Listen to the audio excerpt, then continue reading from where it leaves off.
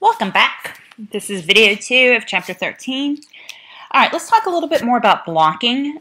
Blocking, if you'll recall, you can look back at your notes, is when you divide your subjects into groups based on a variable that you expect will affect the responses. So it isolates the variability due to the differences between the blocks so that we can see the differences due to the treatments more clearly within the blocks. Because then once you have your block, that's where you do your randomization. It's called randomized block design. Whenever each block contains two subjects, we call the design matching. So if you see somebody talking about matching, they mean block with two subjects per block. This is exactly the same idea as stratifying for samples. We just have different vocabulary. So here is an example of a diagram of a blocked experiment. So let's say we want to know the effects of a particular kind of fertilizer on the juiciness and tastiness of the tomatoes that are produced. And so we have three levels. We've got a control, which gets no fertilizer, a half dose, and a full dose. So say we want to use 18 plants. We get to store A, and we can only get 12 plants from store A. So we go to store B and pick up 6 more plants. Well, as we're, think we're driving back to our lab, and we go, you know what? The two stores probably had different environments and probably watered the plants differently, fed the plants differently while they were there. So that could affect the end result tomatoes that we get. So let's go ahead and block according to the store of origin. So you can see here, there's no random assignment to block. That wouldn't make sense. The plant comes to you either having been purchased from store A or store B. So the blocks are done first. The random assignment occurs within the blocks, and the different blocks are split equally at random among the different treatment groups. Notice that the comparison is made for each block. So the block A tomato plants, the tomato plants from store A, are split evenly at random to 4 plants getting no fertilizer, 4 plants getting a half dose, and 4 plants getting a full dose. And we compare the juiciness and tastiness within that group. So we can see the effect of the fertilizer within that group of plants. We do the same process for block B, for the plants bought from store B. Now, notice we don't then go and compare the juiciness and tastiness of the two blocks, because all that would do is show whether the ones from block A or from block B were juicier and tastier, and we're not really interested in that. Usually we're not interested in the effects of the block. We're interested in the effects of the treatment. Sometimes people want to add more factors, and when that happens, you have to look at all possible combinations. So let's say we add to our design. Let's say we just limit ourselves to the 12 tomato plants from one garden store. But now we're not only interested in the effect of fertilizer, additional fertilizer for the plant, we're interested in the effect of additional water. For the water, we keep it a little simpler. Instead of having 3 levels, we have 2. We either don't add additional water or we give additional water. Well, because there are 3 fertilizer levels and 2 water levels, that gives us 2 times 3, 6 total treatments. Okay, because each level of fertilizer has to be matched up with no water, and each level of fertilizer has to be matched up with water, and then we would compare the juiciness and tastiness of all the different groups, all the different treatments. Okay, one thing we always have to watch out for with experiments is confounding. When the levels of one factor are associated with the levels of another factor, we say that these two factors are confounded. So, and many times one of those factors isn't even something we've brought into the experiment. For example, in your book it talks about a professor who wanted to see if there was any effect of a professor's style of relating to the students on the professor's evaluation. So this professor, who lived up north in the fall, took on a more subdued persona. Didn't really use a lot of inflection in his voice. And sure enough, he had lower student evaluations.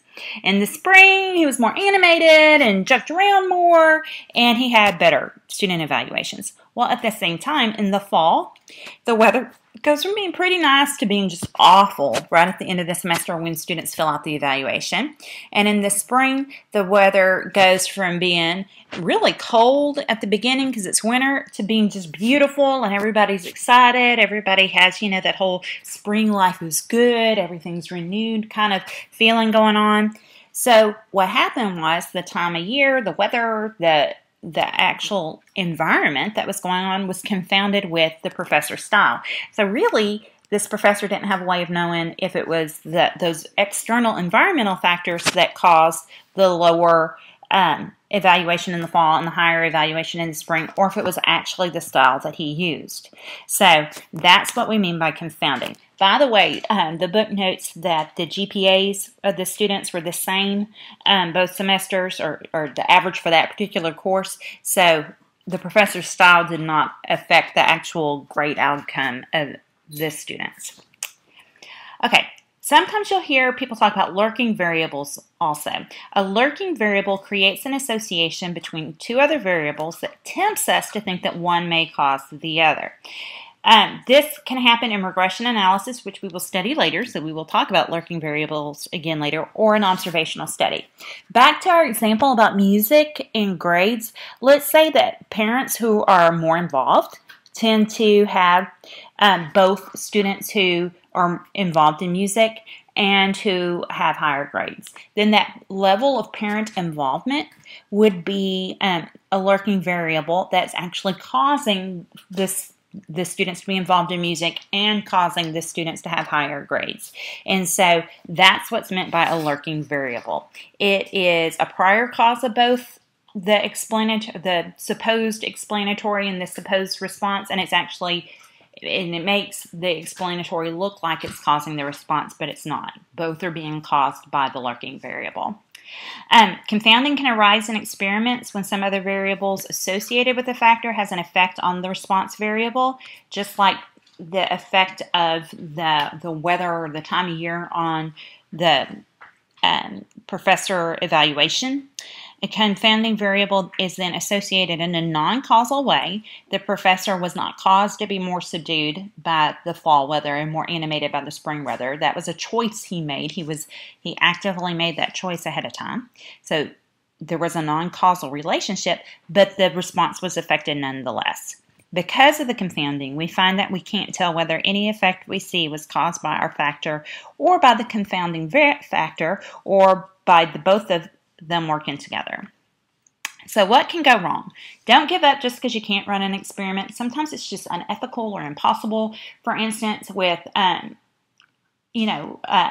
smoking and lung cancer, you can't run an experiment there. You can't randomly assign people to smoke different numbers of packs of cigarettes per day and then watch them over the next few years and see who gets lung cancer. You just can't do that. That's unethical. So if you can't perform an experiment, an observational study is a good choice. Beware of confounding. Use randomization whenever possible to ensure that the factors not in your experiment are not confounded with your treatment levels. They're not associated with one level or the other. They're spread across the treatment levels. Be alert to confounding that cannot be avoided and report it along with your results. Bad things can happen even to good experiments. The best thing you can do is just keep track of all kinds of additional information. Just record everything going on in the environment.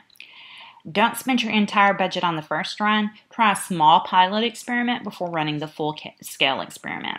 You may learn some things that will just greatly improve your final experiment if you do that. Okay, let's look at 3 examples. The first one we're going to look at is about heart attacks and heights. Researchers who examined health records of thousands of males found that men who died of myocardial infarction, heart attack, tended to be shorter than men who did not. Is this an experiment? If not, what kind of study is it? Well, no, it's not an experiment because there was no random assignment of treatment to subjects. Okay, nobody randomly assigned the height to the men. This was an observational study, probably retrospective. Is it correct to conclude that shortness causes heart attacks in men? Explain. No, correlation does not imply causation. Just because there's a relationship there that as one as one fact tends to be true, so does the other. That doesn't mean that one causes the other.